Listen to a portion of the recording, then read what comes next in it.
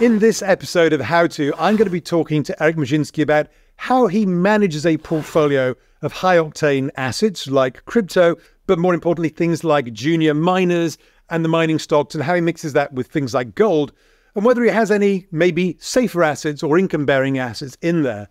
We're also going to look at how he buys into these assets, how he takes profits, how many of them he might run, and how he deals with volatility, because volatility is a very big component of his portfolio.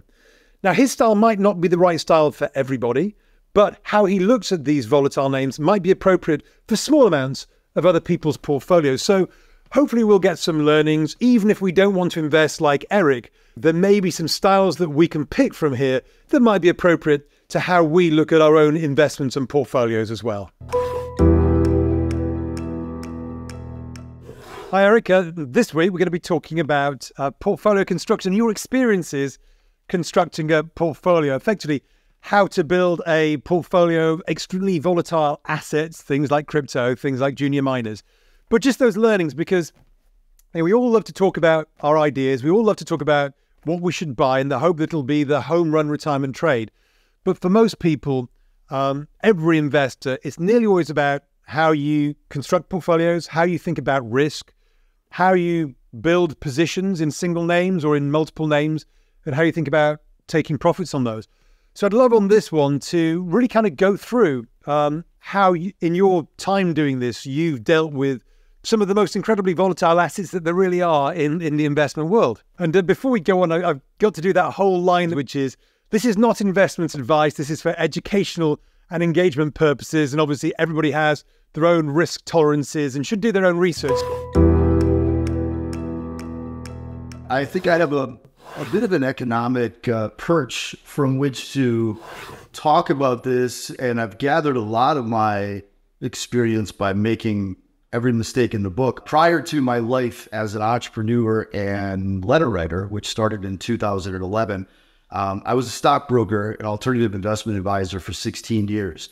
And along the way, even going back in the day, and I still utilize this trick and this tool to this day, it's one of the main assets of running sort of a broad letter where people are giving you feedback en masse from all different walks of life to gather real world temperament and conditions to make bets towards the opposite side. I tend to invest in cyclical areas. So, there are big grinds down that sometimes can go further than you think and longer than you think. And then there are, bubbles, booms, busts. So, that is what I've had to navigate. In March of 2020, the COVID crash, where, that was pretty scary. I recall on that day, I had a pit in my stomach because my own main portfolios were down, 40, 50% unrealized losses. And I'm looking at these and I'm like, I started to get this little pit in my throat. And so I said to myself, this has got to be pretty close to the bottom if I'm feeling any emotion. This is where awareness comes in. Self-awareness is a massive tool for those that are going to speculate, trade, or invest in volatile assets. If you cannot be aware of your own dysfunction, your own character defects, your own tendencies, when you're dealing with your emotions, it's like when you're looking at all the things you put in your life to earn and get ahead and have a dream, and you see that going away, or you see that turning into a pile of fortune, you start to you have reactions emotionally. And what I try to do is I navigate the emotion as well as just the marketplace. So when you think about a portfolio, what sort of makeup would you have in your portfolio? How much in risky assets, what do you consider to be risky? And how much in safe assets, what would you consider to be safe? And are you entirely in commodities, commodity stocks and Bitcoin, or do you have other things that offset that give you a little bit of stability? So how do you build that? Because some people are thinking, hang on a minute, you just buy things with a beta that's off the chart. Yeah, that can be stressful, obviously. I've got no more than 20% of my investable assets in things that I would consider, at least from a volatility perspective, that are safe. And that would include physical gold related ETFs or crypto tokens. Gold to me, Roger, is the safest place for my money on planet Earth.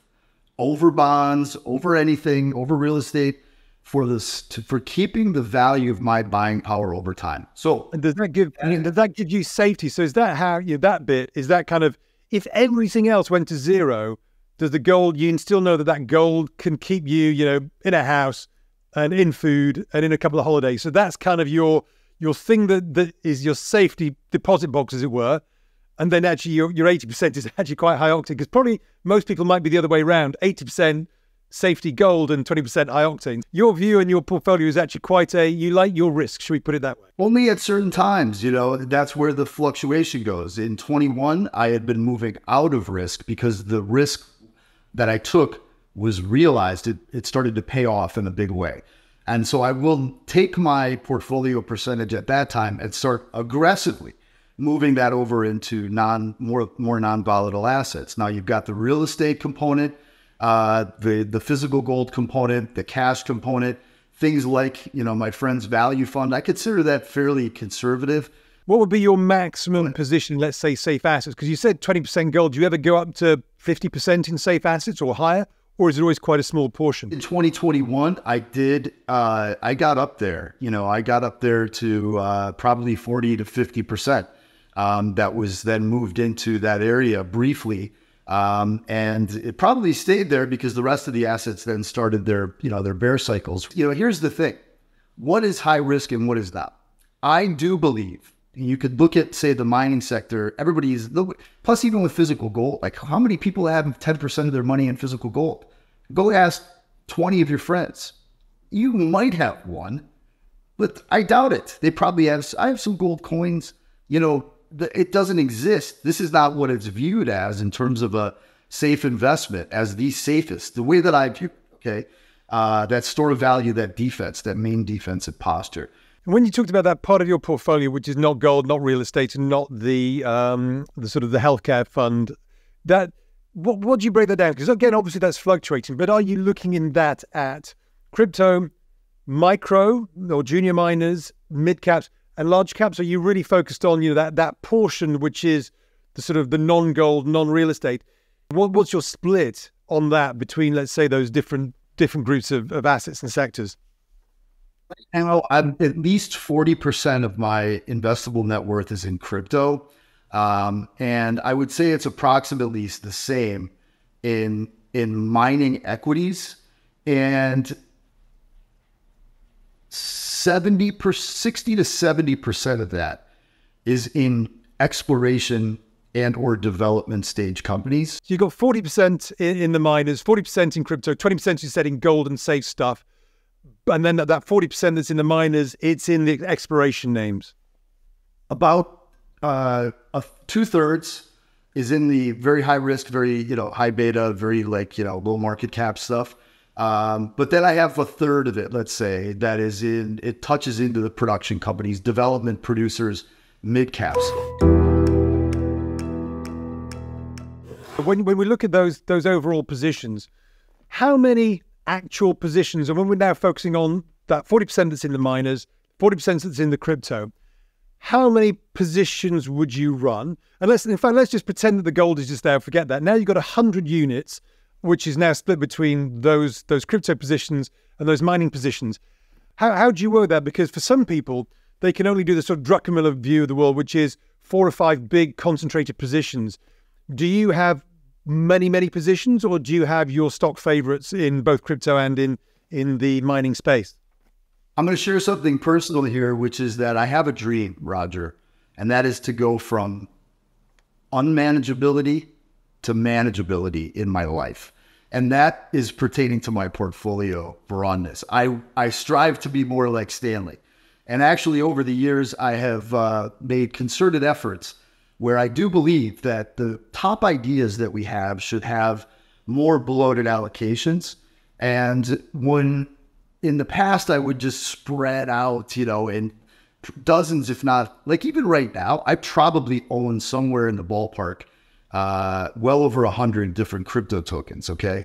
Maybe 150. But, some of those are very small, high risk. I just have them on there for the long term, and I'm not going to much worry about them. In the mining area, I am very active, and the cheaper that it gets, the more that I hunt for some of these like orphan plays and things like that. So, I mean, I've got a good 50 positions, maybe more, but I would say that half of that portfolio is in the top 20% of the names. I do concentrate in my favorite names. And when you say you adjust for your favorites, do you adjust for volatility? Is it that you've got your biggest positions in your favorite sort of medium, less volatile stocks? Or if you like something, even if it's super volatile, do you have a much big concentrated position? Because obviously a lot of people would say, if you're dealing with something which is a 50 vol or 100 volatility, you should have a weenie position in it. Do you tend to adjust for volatility your positions, or do you basically go, I like that stock, don't care how volatile it is, I'm putting it in, and in size? You have to be careful because there's liquidity issues. Frankly, in some of these juniors, for example, I own like 1 to 5% of the companies, and it only costs me, 50 grand or something in some of those cases. I believe that it's worth my time to be doing the small allocations to some of the very high beta potential names that I have a lot of confidence in, who's running it, what they have, the legacy asset, the valuation compared to it. It is worth it to put in money into, a number of those plays. Whereas many people will brush that off because they're like, look, I need to allocate at least $1 million or $10 million into an investment to make it move the needle if you're a billionaire or, manage $1 billion.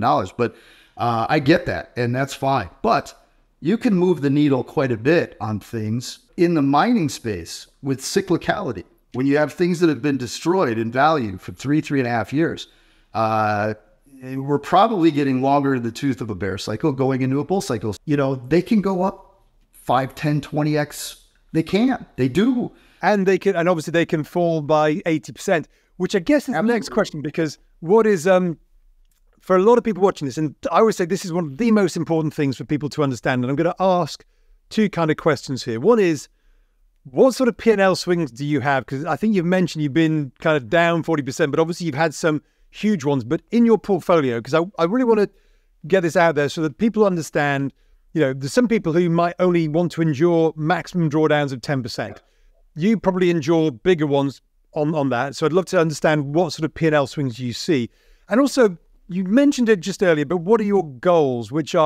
Is your goal to become wealthy? Do you have an investment goal? Because for me, it's things like, retirement, school fees, university fees, which probably means I'm going to be more risk averse than a lot of people would be.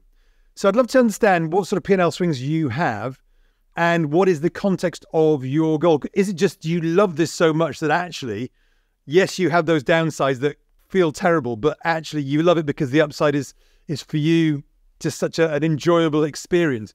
Because that could be very different from someone like me who has quite boring, mundane, medium to long-term goals. 10% maximum drawdown, I'm not your guy. I'm sorry. Okay, so turn off the video. That ain't happening. But I do like to limit those drawdowns, somewhat. But I get prepared at a certain point. Like, you talked about the miners could go down 80%. They are. Right now, they already have. The last 3+ years, some of these things are down 70 to 90%. The crypto tokens that we were buying in Q4 and Q1, it's DeFi, NFT stuff, whatever it is, down 80, 90, 95%. So I don't just chase these markets when they're mature or whatever else. I mean, you could do things for shorter term in there and pyramid your gains, so to speak, sort of in the middle of a bull cycle if you're good at what you do. But I am not a 10% drawdown type of guy because I don't have, all I know is there gets a point where there's value there. I feel like we're in a place where I start buying and I start to prepare for sticking with that and having some endurance to accumulate however long it's going to last. That's also a very difficult thing in investing, right? Is the timing on when these big shifts will occur. It will do what it will do.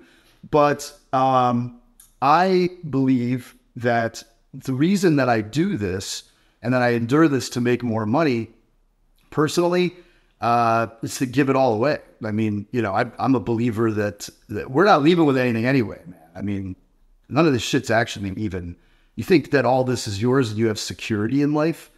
I'm sorry, but...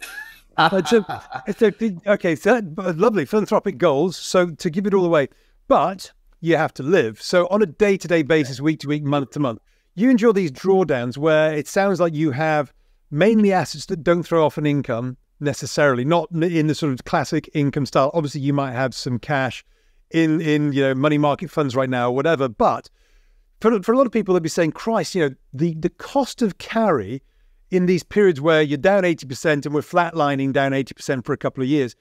How would you do that? Do you have anything that is creating a living income, or is it that you take some profits in the times when you have the good times, you put that into kind of a living fund? Because again, I'd love to understand, because if someone's going to have a reassuringly volatile portfolio with very little income attached, gold has none, most of these mining stocks will have none.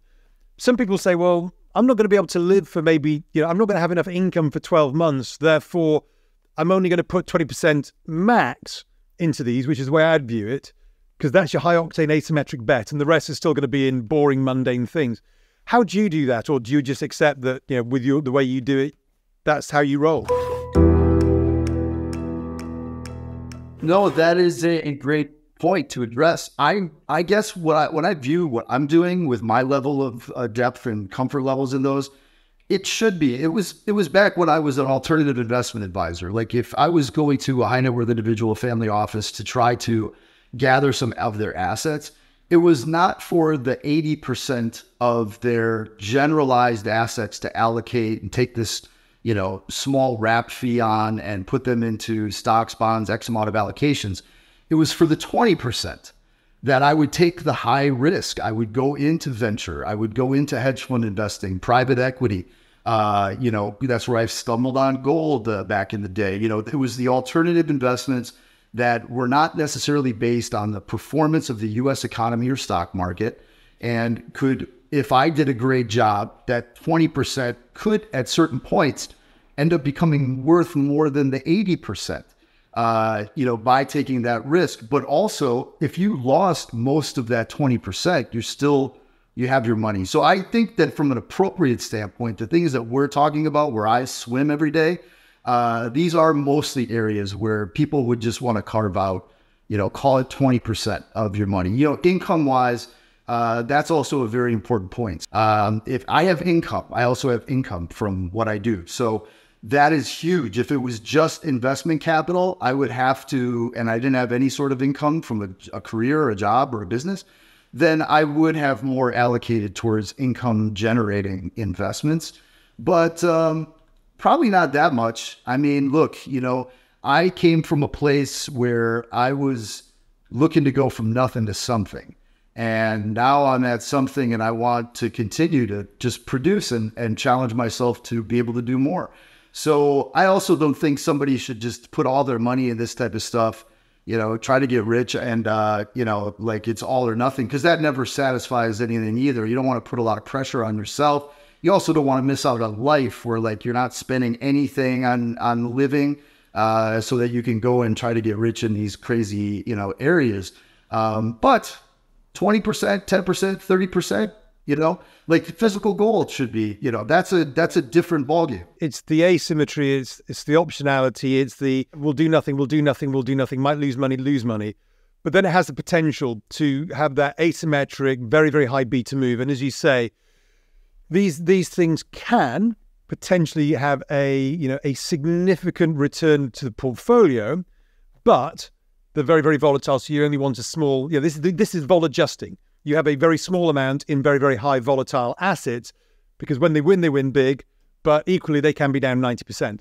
So, you know, you like your risk, but you're not saying be like Eric.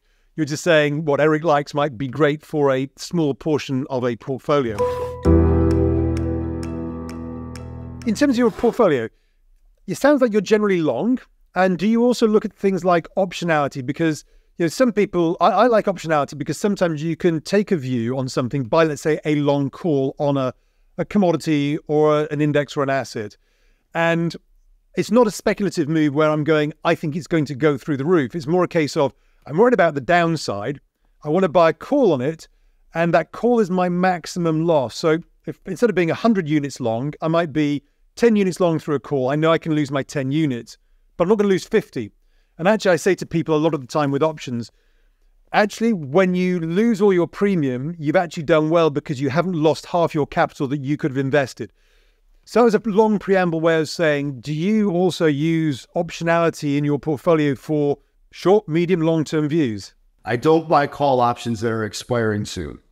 I buy time. I pay the premium for time because I've learned so many times that I just didn't have the duration on, but it was the right call. I needed to give myself time and pay that premium. And then I like to buy my options after in the money.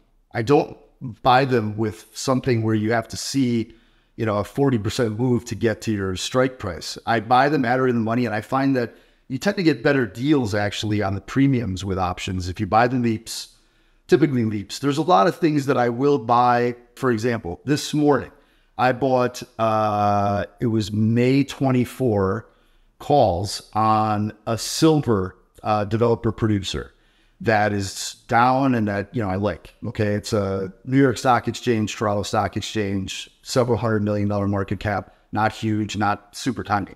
And I ended up buying those calls for the May timeframe. What I would prefer is that they had January 25 or January 26, which they do for some of the bigger names and the indexes. I tend to go there. I tend to go there for when I want that exposure and that leverage, and I'll pay the premium for the time, and I buy it at or in the money. The reason I did it with this particular silver company for less time is because I think it's going to be a tax loss play.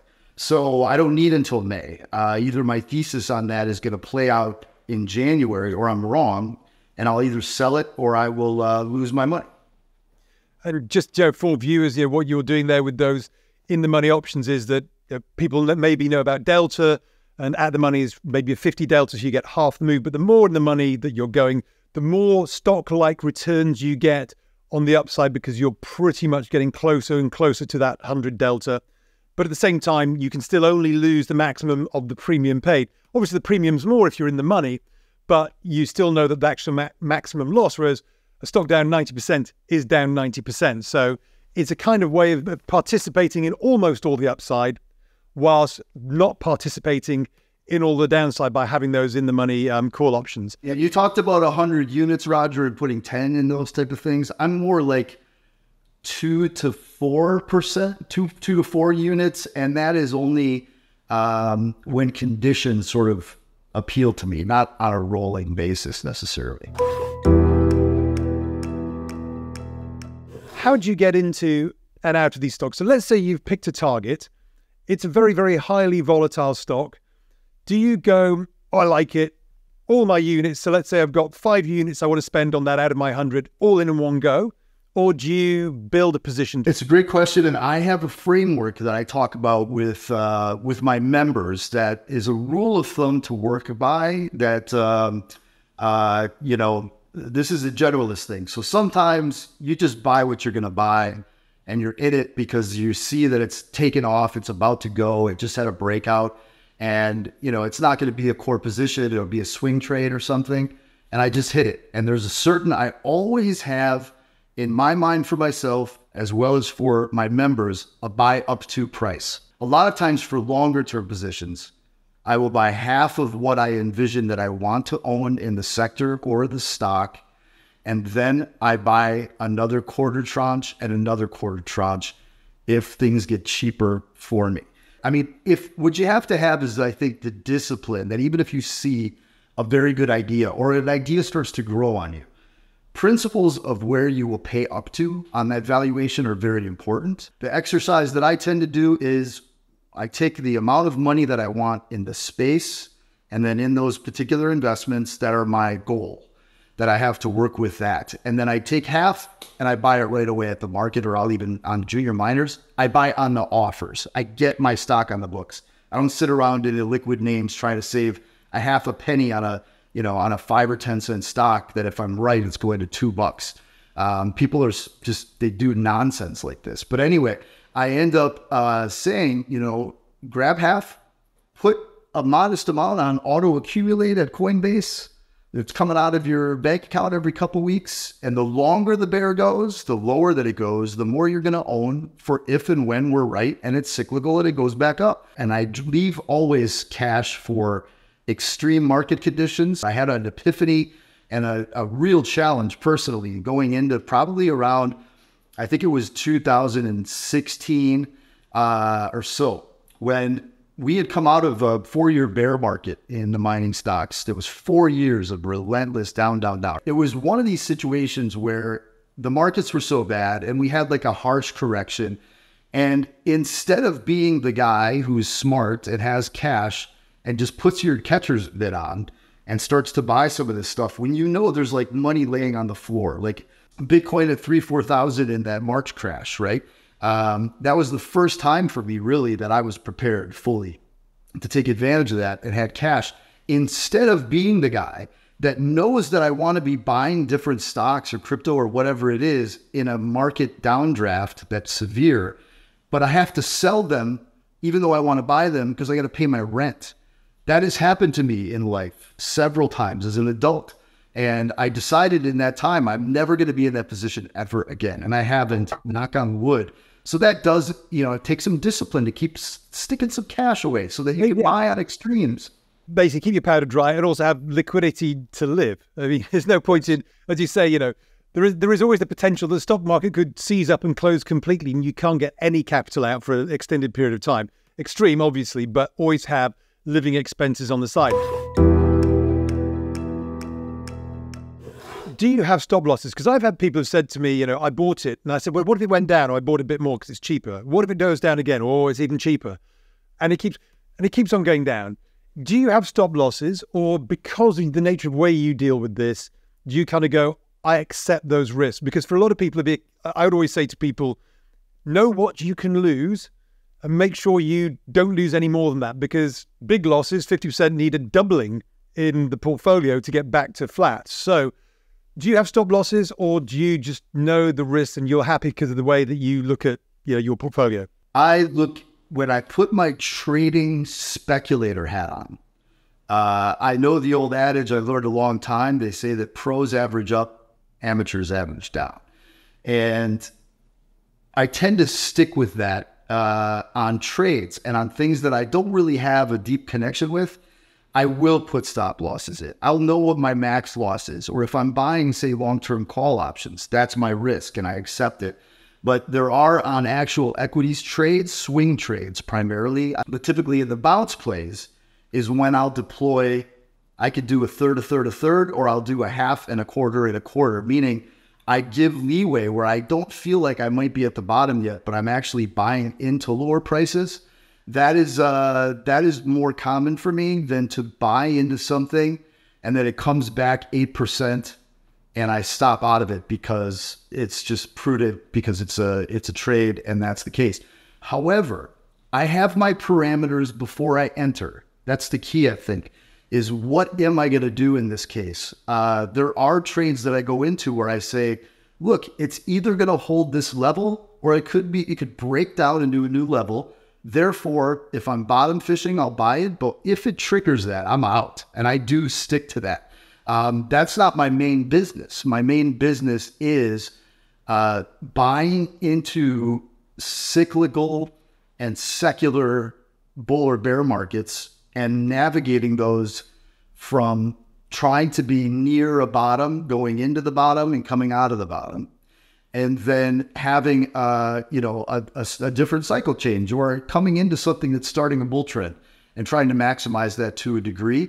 And if that's the case, and I'm building a long-term position in a company, in a portfolio, I don't put in stops. These juniors, for example, because they can, some of these are very thinly traded. And you could see one guy who lives in Alaska that decides that he wants to build a barn and he's like, I'm selling 20 grand of this thing today and it could bid down 40% for a moment, and then it snaps back or whatever. But if it's on an illiquid play, I don't like to do stops in the smaller liquid stuff. Typically, that's not my game. It sounds like, even though, for some people, go, oh my God, down 40%, but you do have a framework. You have a framework for when you're trading, and you have a framework which is, these things are going to have potentially very big moves intraday, maybe on a short-term basis because of illiquidity, but that's something that you've accepted. So anybody who is getting into these names has to understand those sorts of risks and either accept them when they're getting into them or reject them and not get into them, which sounds like the right way.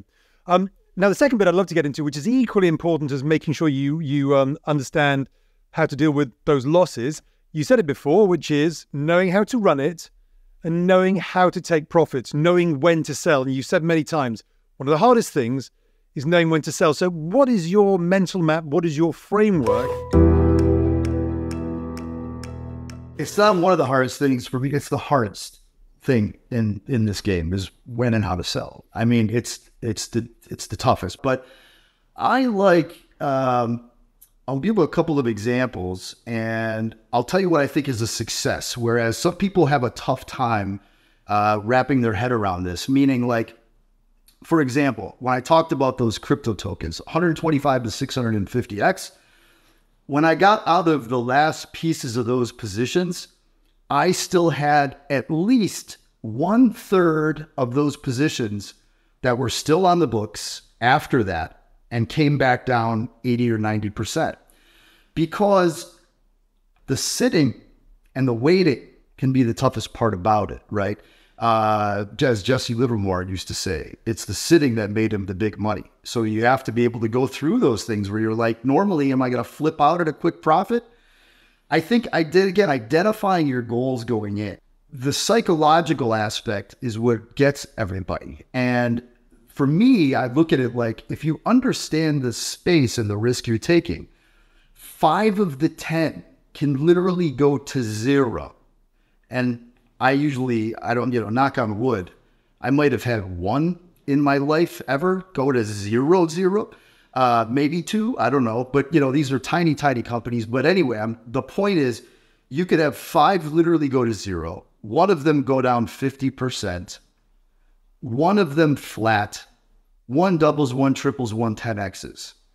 You know what you have at the end of that? You have world-class returns, is what you have, right? So it's part of the makeup of it all. But some people aren't going to last until that 10x because they're going to flip out. They're scared. They just want to lock in profits. But you want to know the dynamic of what you're dealing with. So in those cases, what I end up saying is that when you get those positions on the books, I sell my position, I will sell in thirds.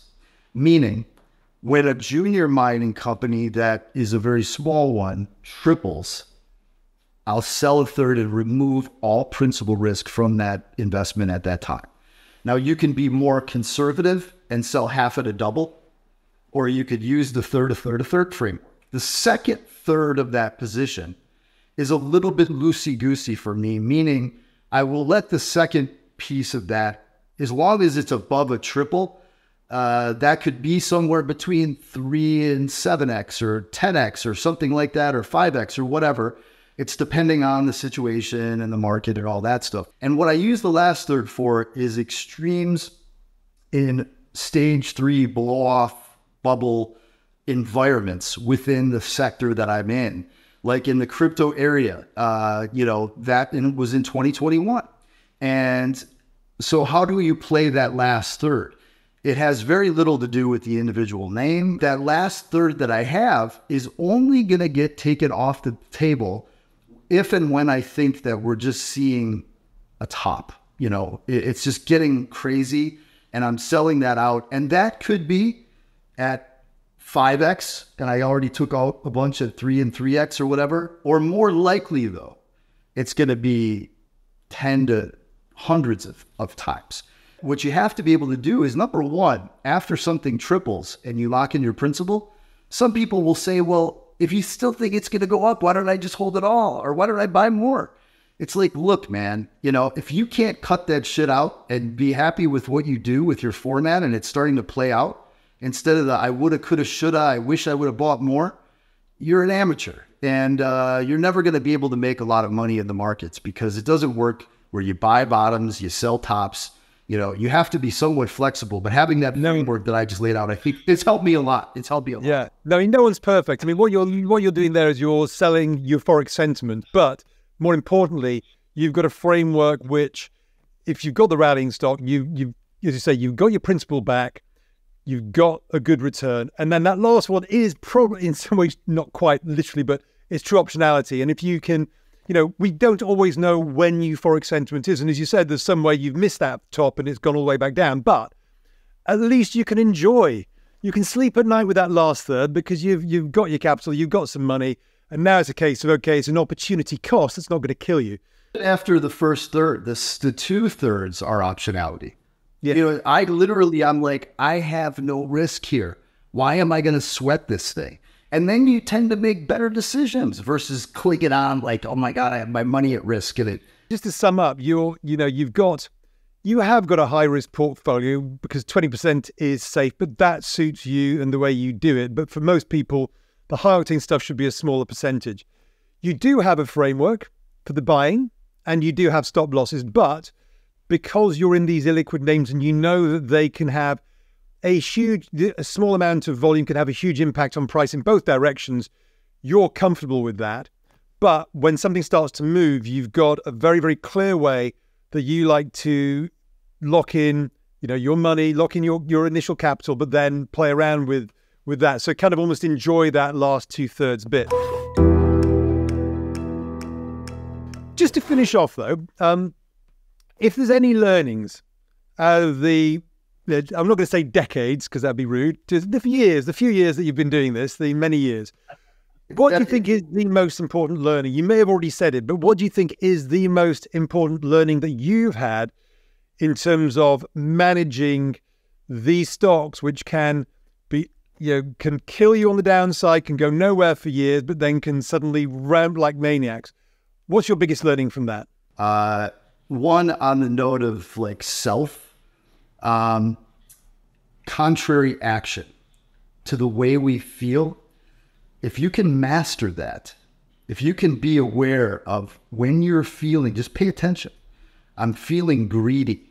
I better take a step back and check myself because I'm sucked in to the up market and I've got my eyes wide open and I might make some bad decisions versus also I'm getting scared because my ship is plunging. What is the right thing to do? Am I going to get shaken out because I have a reflex, or can I step back and say, I'm aware that I'm afraid and it's not appropriate to be doing anything right now? If you're really good, when you get really good at it, and I've been on and off with it, it's definitely a lifelong, thing to learn. And you can feel the fear at a crescendo and you can act contrarily 100% and take action to that. That's where you become rich. I'm sorry, but that's what happens. The second piece would be along the lines of what we were talking about with trying to nail profits and positioning and things like this. The sector is so important. So that's why I don't put in stop losses on small like tokens or junior miners, because in a bull market, a bull versus a bear, identifying what sector is in a bull or a bear cycle is huge. And if you can do that and you know that you are in a bull market framework and the stages that they go through, everything tends to start rising in a sector that gets very bullish and very hot. The money flows. You have to watch those money flows. But the point is, if you get the bull or bear market right and you get the sector that's where that's at, and you're in the ballpark of adding in the earlier stages and selling at the latter, you'll do very well. Well, there's a full rundown of how to manage a portfolio of extremely volatile assets in most market cycles. Eric, thanks very much. Great to talk to you about your philosophy of investing and your style of investing. Thanks so much, Roger. I appreciate it.